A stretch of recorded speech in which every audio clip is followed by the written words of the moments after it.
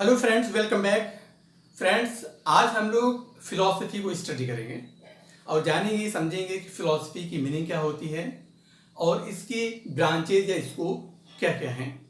तो चलिए शुरू करते हैं। फिलॉसफी। दोस्तों, फिलॉसफी की उत्पत्ति के बारे में बात करते हैं। सबसे पहले फिलॉसफी की उत्पत्ति जिज्ञासा, कौतूहल, आश्चर्य, संदेह, मानसिक अशांति और दुख से हुआ ऐसा माना जाता है।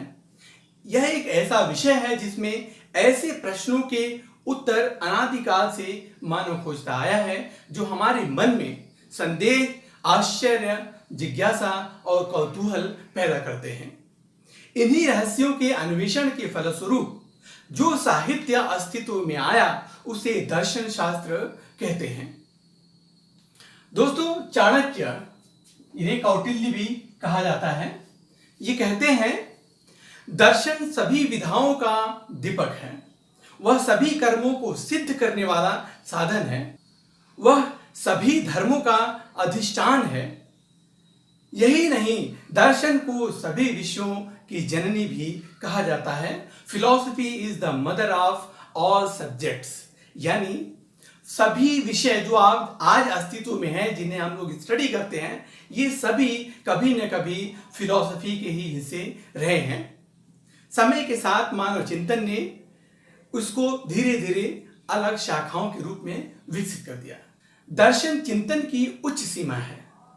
इसमें संपूर्ण ब्रह्मांड, मानव जीवन के वास्तविक स्वरूप, सृष्टि, सृष्टा, आत्मा, परमात्मा, जीव, जगत, ज्ञान, अज्ञान, कर्म, अकर्म, शुभ, अशुभ, सत्य, असत्य का तार्किक विवेचन किया जाता है।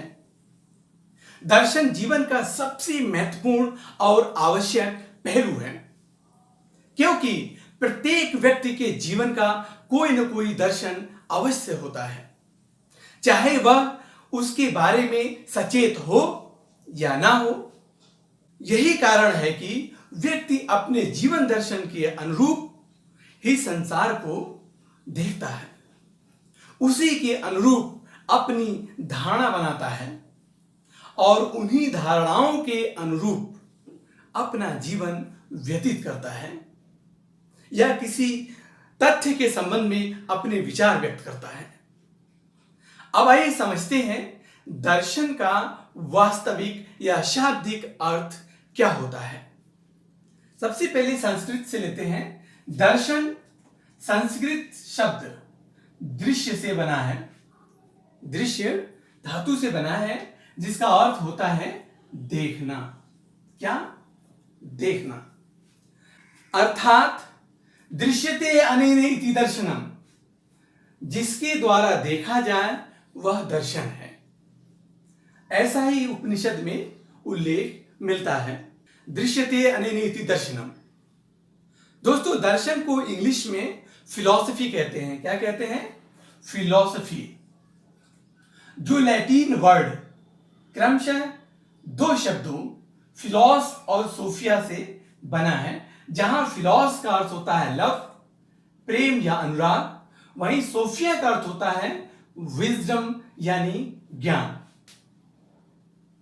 इस प्रकार ज्ञान के प्रति प्रेम या अनुराग को, लव फॉर विजडम को दर्शन कहते हैं, फिलॉसफी कहते हैं। क्लियर है? प्लेटो ने अपनी प्रसिद्ध रचना रिपब्लिक में लिखा है। प्लेटो की सबसे प्रसिद्ध रचना, विश्वविख्यात रचना, जिसमें इन्होंने अपनी फिलॉसफिकल विचारधारा का उल्लेख किया है, वह है रिपब्लिक। उसमें उन्होंने लिखा है, जो व्यक्ति ज्ञान को प्राप्त करने और नई नई बातों को जानने के लिए रुचि प्रकट करता है और जो कभी संतुष्ट नहीं होता, उसे दार्शनिक कहते हैं।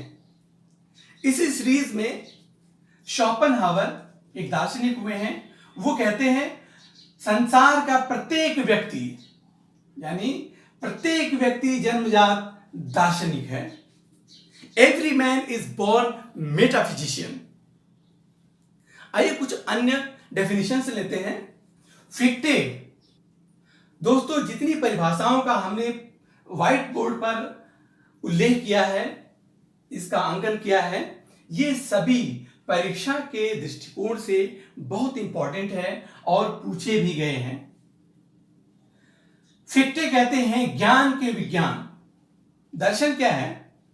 ज्ञान का विज्ञान है। Philosophy is the science of knowledge. Science of knowledge ज्ञान का विज्ञान है। कॉम्टे कहते हैं, ये पूछा गया प्रश्न है, दर्शन विज्ञानों का विज्ञान है। Philosophy is the science of sciences. बहुत इंपॉर्टेंट है दोस्तों। प्लेटो कहते हैं पदार्थ के यथार्थ स्वरूप का ज्ञान ही दर्शन है। Philosophy aims at knowledge of eternal nature of things. ये प्लेटो के अनुसार था। सर्वपल्ली डॉक्टर राधा कृष्णन कहते हैं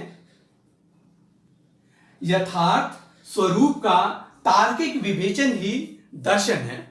philosophy is a logical inquiry into the nature of reality. Herbert Spencer देखिए क्या कहते हैं। हर्बर्ट स्पेंसर विश्वव्यापी विज्ञान व सभी विज्ञानों के संकल्प का नाम ही दर्शन है। बहुत इंपॉर्टेंट ये डेफिनेशन है जिसका हम लोग अभी चर्चा कर रहे हैं। तो हर्बर्ट स्पेंसर क्या कहते हैं? Philosophy is the synthesis of science and universal science. दोस्तों ये थे कुछ महत्वपूर्ण डेफिनेशंस जो आपको अवश्य याद होना चाहिए।